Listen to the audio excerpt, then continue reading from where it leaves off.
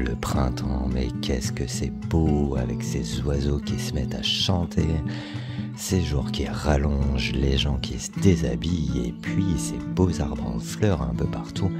Il faut absolument en profiter, le printemps c'est comme la jeunesse, c'est très beau mais c'est très court, mais c'est pas grave, parce qu'un bonheur en remplace un autre. Après les cerisiers du Japon en fleurs viennent les fleurs de glycine. Et si vous aimez ces fleurs, dans cet épisode, je vous emmène découvrir quelques-unes parmi les plus belles de France.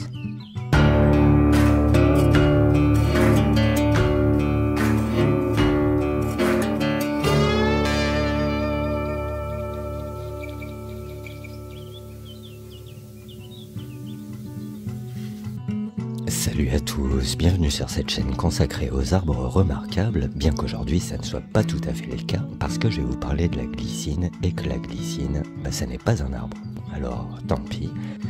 Ça sera donc un épisode consacré aux plantes remarquables, c'est pas mal non plus, c'est même bien de changer un petit peu, et puis franchement, la glycine, c'est quand même un végétal de toute beauté. Et puis entre nous, quelques glycines en France sont quand même classées remarquables par l'association Arbre. C'est donc pas totalement hors sujet. La glycine, c'est une plante grimpante, qui fait des fleurs en grappe généralement violettes, mais on en voit parfois aussi des roses et des blanches, plus rarement. Ça sent bien, ça. Elle fleurit du mois d'avril au mois de septembre, et quelquefois, comme celle-ci notamment, elle produit 2 floraisons par an. La première mi-avril, juste avant de faire des feuilles, et puis la deuxième un petit peu moins abondante en septembre. Je ne sais pas si elles le font toutes, mais celle-là, en tout cas, c'est le cas. Nous sommes à Corbeil-Essonnes, dans le département bas de l'Essonne, 91, et je crois bien que parmi toutes les glycines que j'ai pu voir de mes yeux, celle-ci est vraiment la plus jolie. Elle prend racine dans la cour d'une étude de notaire, le pied est énorme. Alors difficile de parler de circonférence pour cette plante, mais je me mets à côté pour vous donner un ordre de grandeur. Je vous laisse l'adresse précise de cette belle glycine en description. Sa base est donc impressionnante, et puis ensuite ses branches s'accrochent à la paroi d'un mur sur une bonne quinzaine de mètres à l'horizontale de chaque côté. À gauche, elle grimpe le long d'un bâtiment, je crois que c'est l'ancien hôtel des impôts. Dans la cour adjacente, au printemps, ce magnifique cerisier du Japon mélange ses branches, ses fleurs et tout à celle de la glycine. Et puis à droite, elle s'est enroulée le long d'un poteau électrique et elle a l'air de s'y plaire. Entre ces 2 massifs de fleurs, elle fait courir une tige qui fleurit le long d'un fil électrique. C'est une véritable œuvre d'art, cette glycine. Je sais pas quel âge elle a, mais je dirais une bonne centaine d'années facilement. La plus vieille glycine du monde se situe au Japon, à Nara précisément. Nara, c'est une ville marrante d'ailleurs parce qu'il y a des milliers de daims qui se promènent en liberté dans les rues. C'est vraiment une ville sympa à voir. Je regrette de ne pas avoir vu cette glycine à ce moment-là, mais bon, voici une photo de quelqu'un d'autre et j'espère que vous irez au Japon pour voir ces belles choses. Donc ça serait la plus vieille glycine du monde, 700 ans. Alors 700 ans c'est rare évidemment, mais une glycine ordinaire peut être centenaire, sans problème.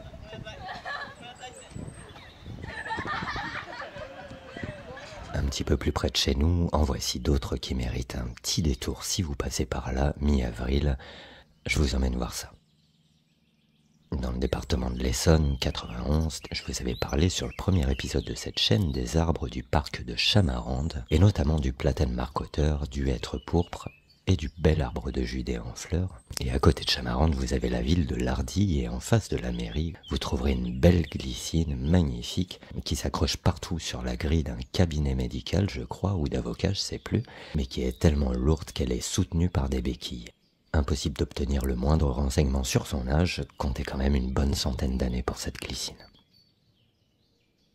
Thomery en Seine-et-Marne, qui est connu pour ses vignes de raisin noir qui courent le long des petits murets qui séparent chaque propriété, département 77, compte plusieurs dizaines de magnifiques glycines de toutes les couleurs et de toutes les tailles.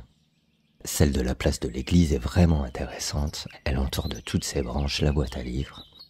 Alors n'allez pas à Thomery exprès pour la glycine, mais si vous êtes amateur de ce genre de choses, ne manquez pas le jardin de la peintre Rosa Bonheur et son magnifique chêne Cécile à plusieurs troncs classé arbre remarquable de France. Dans cette belle demeure, elle faisait ce genre de peinture Et ce chêne, il a des troncs qui ressemblent à des femmes en train de danser, il est vraiment beau, hein. Je ne sais pas si elle a peint ce bel arbre Rosa Bonheur, en tout cas, il mérite un petit mot sur cette chaîne. Et à 50 km au nord de Thomery, Paris vous offrira également le spectacle de belles glycines, comme celle de la façade du restaurant Au Vieux Paris d'Arcole, sur l'île de la Cité, à 2 pas de la cathédrale Notre-Dame de Paris. Une belle façade d'un vieil immeuble, la glycine a un pied magnifique, plein de troncs, de branches, de tiges et tout, elle est vraiment à voir. Et rue des Glycines, justement, dans le 13e arrondissement, dans une autre ruelle splendide, d'un quartier plein de petites maisons individuelles, c'est assez rare à Paris, pousse également une glycine remarquable. Elle s'étend sur quelques maisons grâce à son système de branches hyper compliqué. Alors ouais, c'est assez rare de voir ça, hein, ce genre de lieu dans la capitale. Ces petites ruelles de maisons, je veux dire, on se croirait vraiment ailleurs qu'à Paris. C'est assez curieux. Ah ouais, celle-là, elle est vraiment extra quand même. La rue des Thermopyles dans le 14e arrondissement suscite aussi ce genre d'émotion, hein, et pareil, vous y verrez de belles glycines sur les 200 mètres environ de cette ruelle pavée. Certaines, vu la largeur de leurs troncs, leurs branches et tout, sont assez anciennes, je pense. À l'entrée de la rue des Thermopyles, vous verrez une fresque du rappeur Népal. Il est mort à 29 ans, dans des circonstances mystérieuses et toujours non élucidées, hein, ce monsieur. Et il était né ici, hein, pas très loin de là, dans le 14e arrondissement. Voilà une petite histoire qui n'a rien à voir avec notre thème, mais bon, c'est toujours bon à savoir. Et pour reparler de la glycine, il y a bien sûr plusieurs variétés. Les deux principales que vous verrez en France sont la glycine de Chine et la glycine du Japon.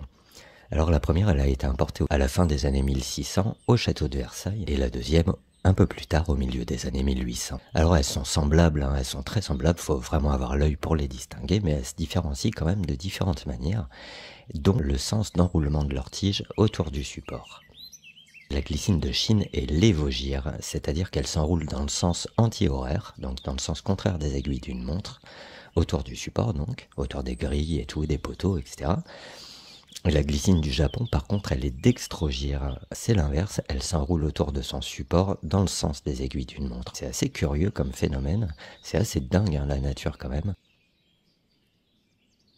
Et puis bon, sans rentrer dans les détails botaniques de cette plante incroyable, il est quand même important de souligner le fait que cette plante, elle est caduque. J'avais oublié de vous le dire, hein, c'est-à-dire qu'elle perd ses feuilles en hiver. En novembre, elle devient toute orange, jaune et tout, et en décembre, elle se décarnit complètement, ce qui permet de vous donner à voir de belles couleurs en automne et toute la complexité de sa ramure en hiver. Cette glycine, par exemple, à Villecrène, sans ses feuilles en hiver, on voit bien qu'elle a été tressée autour de la grille, et ça en fait carrément un mur de tresse végétale, c'est vraiment chouette. N'hésitez pas à me demander l'adresse de ce lieu en commentaire, c'est chez quelqu'un, donc je le dis pas trop sur la chaîne, mais bon voilà. Et puis retour dans le 14e arrondissement à Paris, toujours, quelques beaux spécimens également, rue du Saint-Gothard. Alors il y a plusieurs glycines qui s'étendent sur 150 mètres de long environ le long d'une grille, et finissent la rue en escaladant un réverbère. Et toujours dans le 14e, à 2 pas d'ici, une autre glycine a choisi ce support de choix, le réverbère, pour s'épanouir, et je crois que c'est ma préférée de la capitale, la glycine blanche du 39 rue du Moulin Vert. Elle est accompagnée d'une glycine violette et l'ensemble, ça fait comme un bouquet de fleurs géants multicolores, c'est trop beau. La rue, elle est calme, elle est arborée, bref, tout ça c'est dans le 14e arrondissement et c'est vraiment à voir. Et puis bien sûr, à 2 pas d'ici, ne manquez surtout pas le parc Montsouris, où vous verrez aussi de beaux arbres en toute saison, des ginkgo biloba en automne, etc. Et puis toute l'année, ce spectaculaire cèdre du Liban qui étend ses branches basses à l'horizontale, et puis de nombreuses autres essences. Ce parc, il est extrêmement riche au niveau botanique, et animal aussi d'ailleurs. Vous croiserez peut-être une famille de cygnes noirs, celui-ci ce jour-ci était très occupé à manger les fruits de ce mûrier en bord de l'étang. Nous sommes en avril 2025 et moi je trouve personnellement que l'hiver a été suffisamment long et qu'il était temps de sortir un peu pour voir ces belles fleurs de partout. Alors ressortira cette vidéo, les fleurs de glycine ne seront plus qu'un tendre souvenir, mais ça vous donnera peut-être des idées pour organiser vos sorties florales de 2026.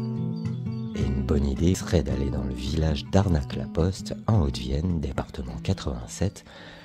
C'est un drôle de nom et c'est quand même une drôle d'idée que d'arnaquer la poste, mais bon, sur la place principale, la seule place, je dirais, du village, à côté d'un bar tabac, existe une des glycines au tronc le plus large de France, 2 mètres de circonférence de tronc environ, et elle ressemble drôlement, sous un certain angle, à un arbre.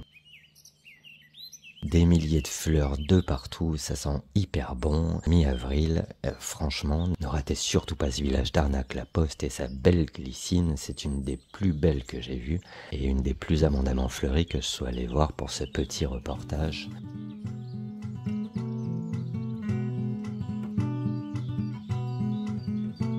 Je suis également allé jeter un œil à la glycine de l'arboretum de la Vallée aux Loups de Châtenay-Malabry, un des plus beaux arboretums de France, sinon le plus beau, pour voir cette glycine de Chine spectaculaire au tronc énorme qui s'entortille autour d'un kiosque. Son tronc est tout simplement gigantesque et alambiqué à souhait. Elle semble vouloir engloutir progressivement son support et je pense qu'elle y arrivera. Plusieurs troncs un peu plus minces mais plus nombreux partent du bord de l'étang pour rejoindre le tronc principal et former un enchevêtrement hallucinant de branches sur le toit du kiosque. Et puis de là, ça s'arrête pas, la progression continue, la glycine escalade un arbre jusqu'à sa cime à 25 mètres de haut, et de loin c'est assez impressionnant l'ampleur qu'a décidé de prendre cette plante. Son nom de plante grimpante n'est carrément pas du tout galvaudé. Un petit peu plus loin de l'arboretum, une autre escalade le long d'un câble tendu entre le sol et le tronc du plus haut arbre du domaine, ce spectaculaire tulipier de Virginie de quasiment 40 mètres de haut.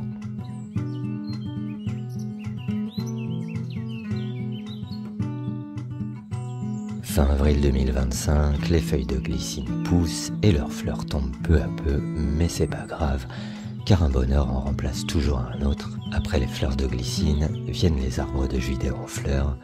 Nous irons voir dans 2 semaines quelques-uns de ces arbres magnifiques partout en France. Salut à tous.